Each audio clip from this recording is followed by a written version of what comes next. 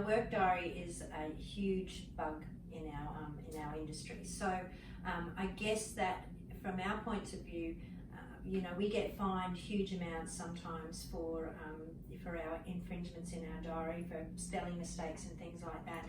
And it's all supposed to be safety, and stopping fatigue on our roads and stuff. Would you agree that that's kind of not working, or do you think that it is working, or? I think it is working, because we're actually seeing the results of that in our operations, that fatigue is getting better. Mm-hmm. But we've also got to be conscious that, and if I might want to also address getting done for spelling and all that sort of stuff. Yeah. I've been around now and I've heard this enough times to know that I've never ever seen an infringement for someone who has spelt Bathurst wrong. Yeah. I've seen the infringement where the guy should have been in Bathurst, but he's put down Sydney. Yeah. And then he's been fined for that. Yeah. So obviously that's not a spelling mistake. No, right? That isn't. So I'd like to just draw out that myth, I suppose, that people are getting done for spelling mistakes. Yeah. You are getting done for spelling mistakes because you are so far out where you should be, then and you've actually told a lie. Yeah. on your logbook. Yeah. So I think the infringements that have been given for work diary offences, I believe, are working because we're seeing that in our data. Right. In our data of operations that we run around fatigue operations, and I'll just remind everyone, we have December is fatigue month, so we will have a focus on fatigue in December. And my team has been out there talking to drivers and saying, make sure you get all your fatigue organised and sorted, because if you get pulled over in the month of December, there will be a focus on fatigue. So you're blitzing? No, it's not a blitz. Okay. We will have a focus on fatigue. Okay. So in our language, you'll know what that means. Okay, so you're finding that even though, because that's, as I said, we're getting all these fines coming through and they're extremely high, but you're saying that it's working.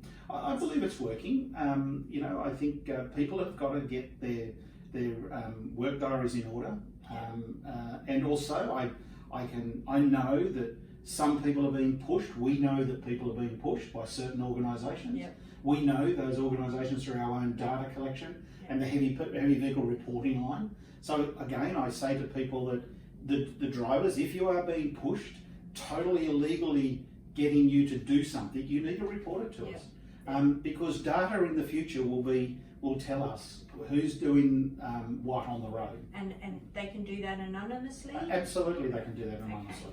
Okay, awesome. I would like to add to that, obviously anonymously to start with, but like everything, when we need to collect data and evidence, at some point the investigators may come back to you when we realise there is a case there to answer.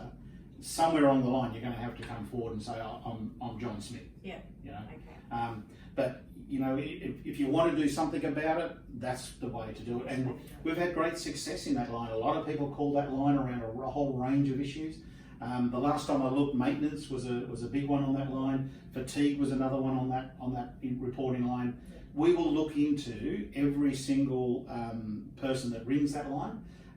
We also are able to determine whether or not it's someone who's just been sacked from that organisation and just wants to have a go at someone. So we'll go through that whole process. But once we find that there is a case to answer, we will dig a bit deeper and we'll find evidence. A little birdie told me that there's some changes coming along the lines of logbooks and stuff. Can you give us any information of that? Well, obviously EWDs were announced the other 2 days ago. So we've got our first couple of providers who can give electronic work diaries.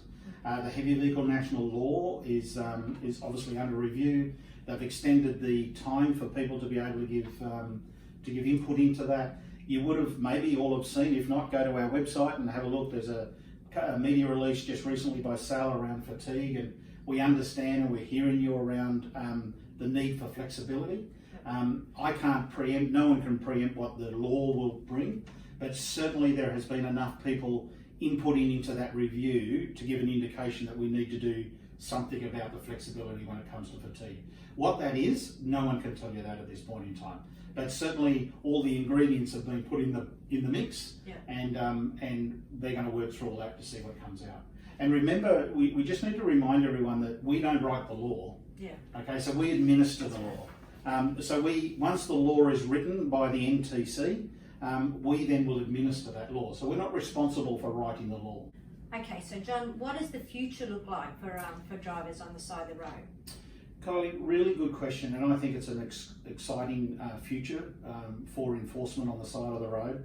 In that, for over many years, many agencies have had this view that we just keep dragging people into weigh bridges and weigh them and look through their books and so on and so forth. And I still believe there will be an element of that in the future.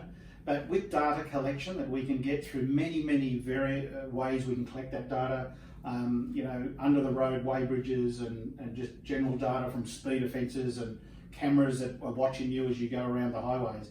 That data eventually forms a picture for us. And it can form a picture of us for a particular operator. So where we would love to get to, and where we're getting to very quickly, is where we will have a picture of operators of how they are compliant on the road. So if you are compliant, if you've got systems in place, if you're allowing your drivers to rest when they need to rest, and you've got all of that in place, and you're not getting umpteen dozen infringements for speeding, overweight, oversize, or all of those sort of things, you'll be free to go. There's a less likelihood of you being pulled into any weighbridge, because why do we want to stop you if you're doing the right thing?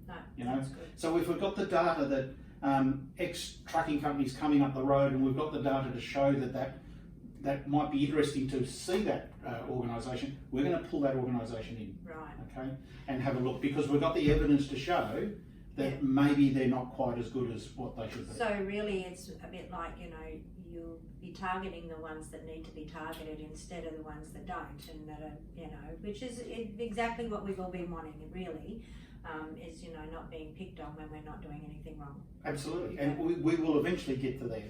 But I'm not saying that we won't hold operations as such, because every now and again we do need to view the whole fleet. But there's less, if you're doing the right thing, there will be a less likelihood of you being pulled over by one of our officers.